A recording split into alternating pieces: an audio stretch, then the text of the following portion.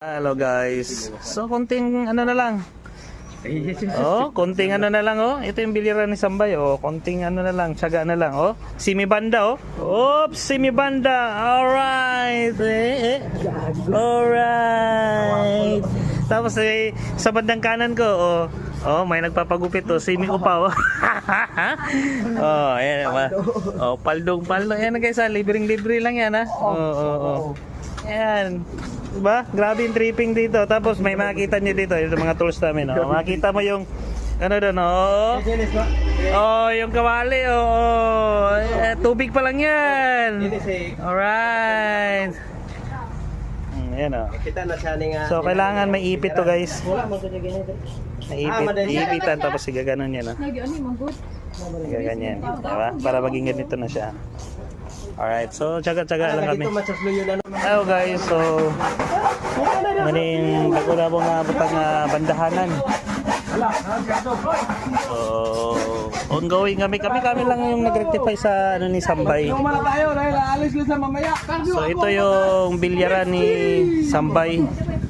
So, bagong bandahan na to. Ayan, tapite, bago na rin. And after matapit yung tapite, varnish na lang, no?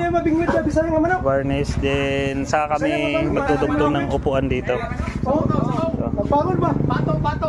Ayan. So, tulog-tulog yung mga magpipinsan. Tutropa ni Sambay. Let's G! Ayan guys, almost done na yung pag-rectify natin sa bilyaran ni Sambay. So, kaunti na lang. Yun na lang yung higpitan namin, tapos yung fixing ng mga packet, no? Lalagay kami na ganito guys. Lagyan namin, pero lalagyan ko ng support sa ilalim. So yun. Then after nito yung ano na, yung upuan, settle natin. Alright guys, we're done. So pwede nang paglaruan to. And ano na lang, yung nagpabili na ako ng varnish para pinturahan yung gilid-gilid niya. And hindi pa kasi dumadating yung ano ko para sa paa. So temporary pa yung paa niya. Papalitan natin yan yung pampaa talaga ng bilyaran. Alright, so thank you sa mga kasamahan ko na tumulong, yung mga pinsan ko, para mabuo ulit tong bilyar. Alright, let's go.